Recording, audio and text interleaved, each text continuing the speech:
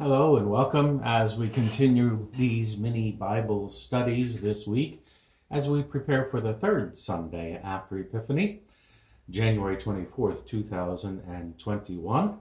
And today I would like to read for you the Psalm for Sunday, Psalm number 65, verses 5 through 12, and then share some reflections that I've gathered on this psalm and this reading for today. For God alone I wait in silence. Truly my hope is in God. God alone is my rock and salvation, my stronghold, so that I shall never be shaken. In God is my deliverance and my honor. God is my strong rock and my refuge.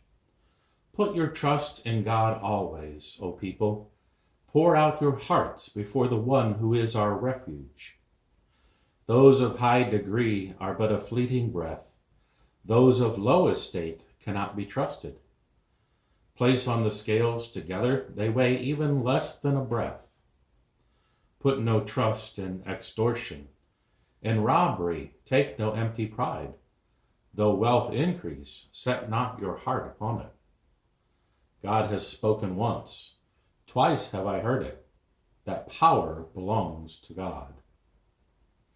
Steadfast love belongs to you, O Lord, for you repay all according to their deeds.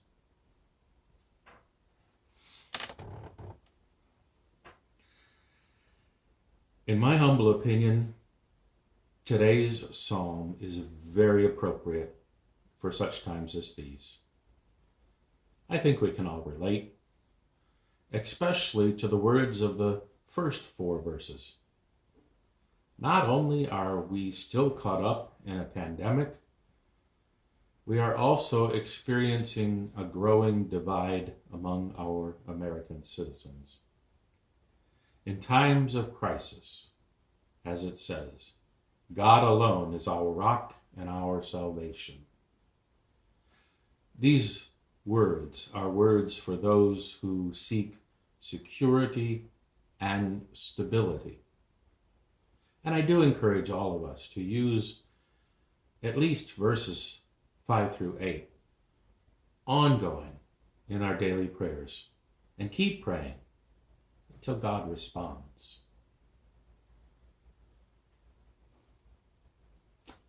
This imperative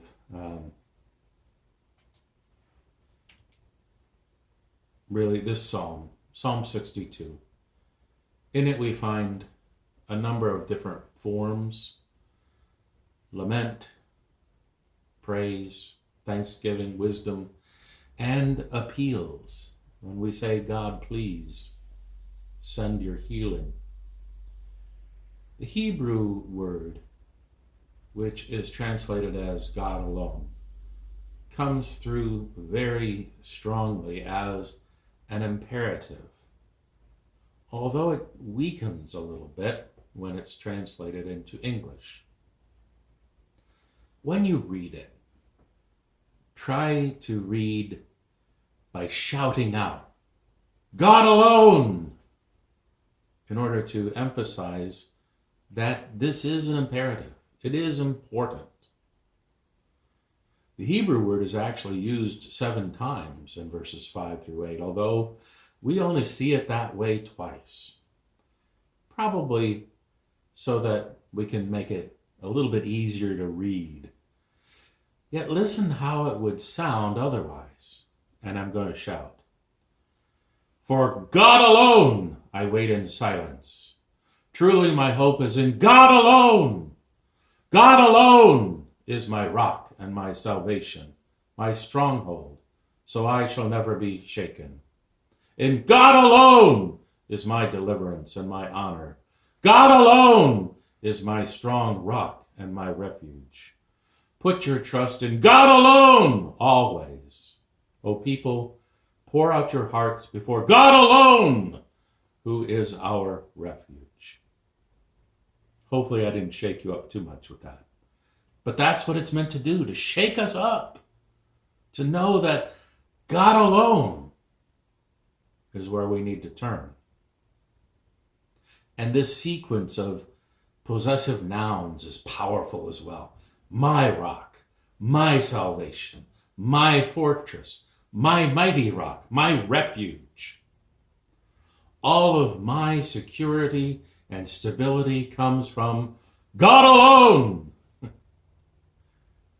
These possessive pronouns do not mean that God is exclusively mine or yours. As I mentioned in the reflections on Sunday's first reading, John 3:16 tells us that God loves the whole world. That is, everyone and everything.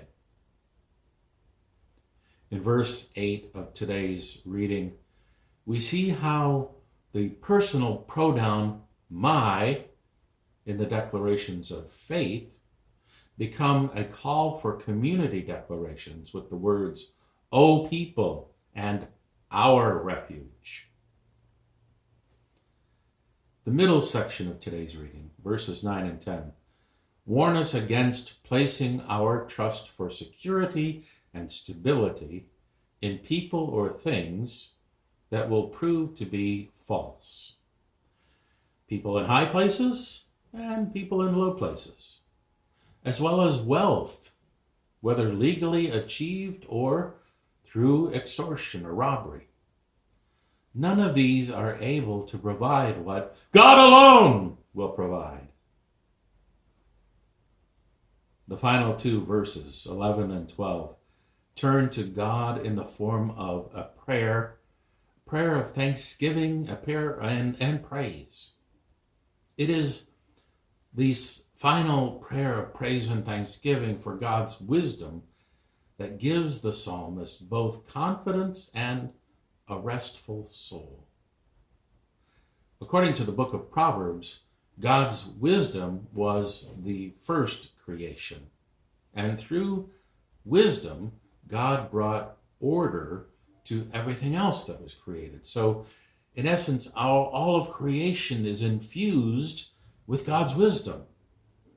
And throughout the Bible, it is wisdom that teaches us to trust God. Take some time to think about your own experiences with crisis, whether recent or in the past. And if so, how trusting in God brought you through the crisis. What wisdom from that experience might you be able to offer to someone else who is experiencing crisis? What were the things that provided false hope against trusting in God alone? Sorry, I hope I didn't startle you. Yet it is God's steadfast love that is both the good news and the sign of God's kingdom coming near. Thank you for joining me again today. And I hope that this has not been 2 hard days, because these are some tough readings, especially during these tumultuous times. Yet we are preparing for the 3rd Sunday after the Epiphany, and there is hope. And I hope you have a great day. Take care. God bless.